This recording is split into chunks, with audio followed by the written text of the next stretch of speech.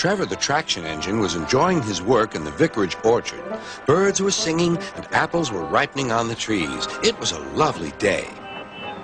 Hello, Trevor, said James. You look as bright and cheerful as my red paint. Oh, I am, replied Trevor. What's that noise?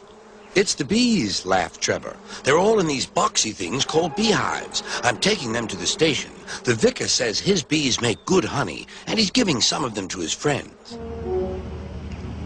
Just then, Boko, the diesel engine, hummed in. Take care, you two. Don't make the bees angry. They might sting you. James didn't like being told what to do by a diesel, and he buzzed away. Goodbye, Trevor, called Boko, and set off to see Duck at the next station.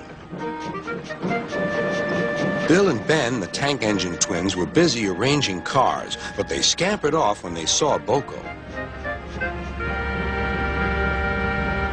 I remember the first time I met those two, laughed Boko. They nearly made my eyes pop out. Edward soon put a stop to their games.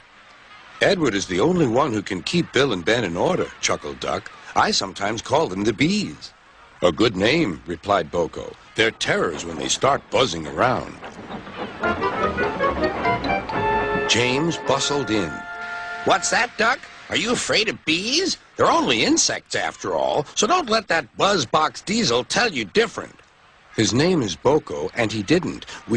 I wouldn't care if hundreds were swarming around. I'd just blow smoke and make them buzz off. Buzz, buzz, buzz, retorted Duck. The next morning, James arrived at the station to collect his coaches. The passengers were excited and keen to get on board. The platform was crowded, and the porter was in a hurry. Mind your backs, he shouted. Then there was trouble. The beehive fell and broke open. The station cleared like magic. James heard a familiar buzzing. The bees were too cold to be cross, so they buzzed around the fireman, hoping he'd mend their hive. But he didn't understand, nor did his driver, so the bees turned to James. His boiler was nice and warm. Buzz off, hissed James. One bee burnt his foot. Ooh, ooh. The bee thought James had burnt him on purpose.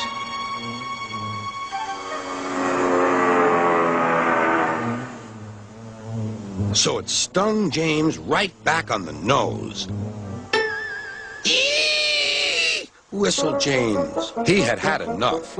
So had his fireman and driver. They didn't notice till too late that they had left all their coaches behind. They tried everything to get rid of the bees. First, they spun on the turntable, but to no avail. They tried washing them off, but the bees clung harder to James's warm boiler. Then they tried smoking them off by going through a long tunnel, but still the bees wouldn't go away. It's no good, James, said his driver. We'll just have to go back to the orchard and fetch another hive. James's reply was drowned by the sound of buzzing. The vicar was waiting anxiously for James.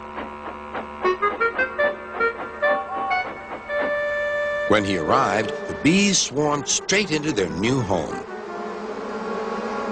Come on, James, said his driver. What you need now is a good hose down. Later that evening, James was resting in the shed when the vicar came to see him. Thank you for saving my bees, he said. It's a pity it's not Christmas. Then we could call you James the Red-Nosed Engine. Everyone laughed, even James. But instead, they decided to call James the Bee's Knees, which means they thought he was more useful than ever.